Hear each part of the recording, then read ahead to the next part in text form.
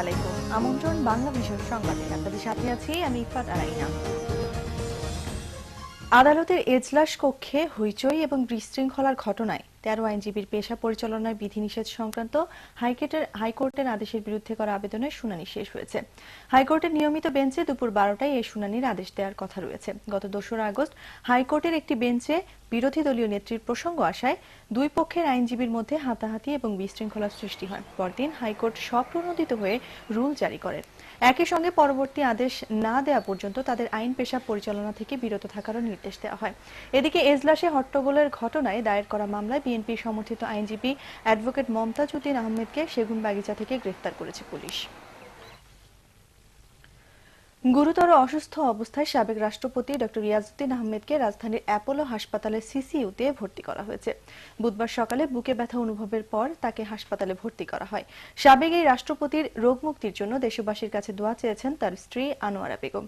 ২০০৬ সালে সিঙ্গাপুরে তার সফল বাইপাস সার্জারি হয়। ২০০২ সালে বিএনপি সরকারের সময় সংসদের মনোনয়নে রাষ্ট্রপতি হিসেবে শপথ নেন ঢাকা বিশ্ববিদ্যালয়ের মৃত্তিকা বিভাগের সাবেক অধ্যাপক ডক্টর ইয়াজউদ্দিন আহমেদ। রাজধানীর গুলশানের করাইল গুদারাঘাটে পানিতে ডুবে আমির নামে এক বাস হেলপার মারা গেছে। প্রত্যক্ষদর্শীরা জানায় রাত ১১টার দিকে নৌকায় করে পারাপারের সময় হঠাৎ করেই পানিতে পড়ে যায় আমির। বেশ কিছুক্ষণ খোঁজাখুঁজির পরও তাকে পাওয়া না গেলে ফায়ার ব্রিগেডের একটি ডুবুরি দল এসে তার লাশ উদ্ধার করে। আমির কমলাপুর গুলশান রুটের ৬ নম্বর বাসে হেলপারের চাকরি করত। আমিরের পরিবার জানিয়েছে সে মৃগী রোগে ভুগছিল।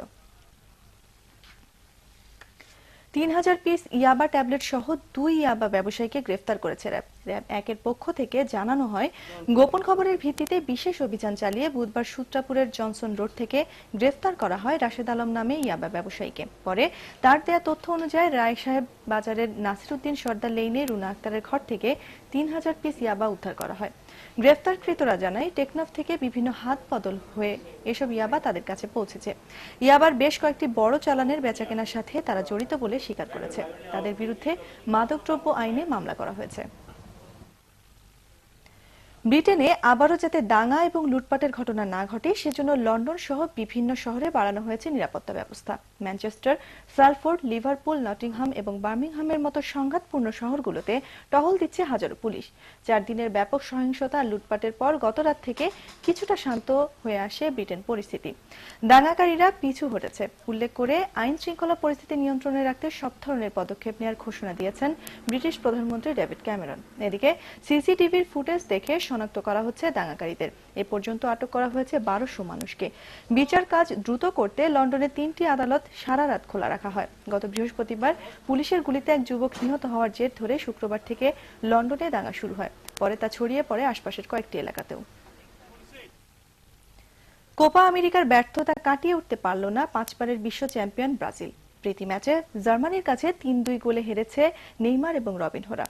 জার্মানির স্টুটগার্টে প্রথমার্ধটা আক্রমণ এবং পাল্টা আক্রমণের মধ্য দিয়ে পার হলেও গোল শূন্য থাকে। দ্বিতীয়ার্ধে জ্বলে ওঠে জার্মানি। ৬১ মিনিটে শোয়াইনস্টাইগারের গোলে এগিয়ে যায় জার্মানরা। ৬ মিনিট পর মারিয়া গর্চে ব্যবধান দ্বিগুণ করেন। ৭১ মিনিটে রবিনহোর গোলে ব্যবধান কমায় ব্রাজিল। তবে ৮০ মিনিটে আন্দ্রের গোলে ৩-১ ব্যবধানে এগিয়ে যায় জার্মানি। খেলার শেষ মিনিটে ব্রাজিলের আলোচিত তারকা নেইমারের গোল শুধু ব্যবধানই কমায়। এদিকে আরেক প্রীতি ম্যাচে বিশ্ব চ্যাম্পিয়ন স্পেনকে ২-১ গোলে হারিয়েছে ইতালি। ফ্রান্স এবং চিলির প্রীতি ম্যাচ ড্র হয়েছে ১-১ গোলে। ৫ ম্যাচ ওয়ানডে সিরিজের প্রথমটিতে শ্রীলঙ্কাকে ৭ উইকেটে হারিয়েছে অজিরা। ক্যান্ডিতে টসে জিতে উদ্বোধনী জুটিতে শ্রীলঙ্কাকে ৫৪ রান এনে দেন থারাঙ্গা এবং দিলশান। তবে থারাঙ্গার আউট হওয়ার পর উইকেট হারানোর মিছিলে ১৯১ রানে গুটিয়ে যায় দিলশান বাহিনী। মিচেল জনসন তুলে নেন ক্যারিয়ার সেরা ৬ উইকেট। জবাবে ওয়াটসন, পন্টিং এবং ক্লার্কের হাফ সেঞ্চুরিতে ৭১ বল বাকি থাকতে সহজ জয় তুলে নেয় অস্ট্রেলিয়া। এদিকে এজবাস্টনে সিরিজের তৃতীয় টেস্টে ইংল্যান্ডের বিপক্ষে মাত্র ২২৪ রানে অল আউট হয়ে গেছে ভারত। জবাবে বিনা উইকেটে ৮৪ রান করে প্রথম দিনের খেলা শেষ করেছে ইংলিশরা। এই ছিল এখনকার মতো। পরের সংবাদ বেলা ১২টায় দেখার আমন্ত্রণ রইল।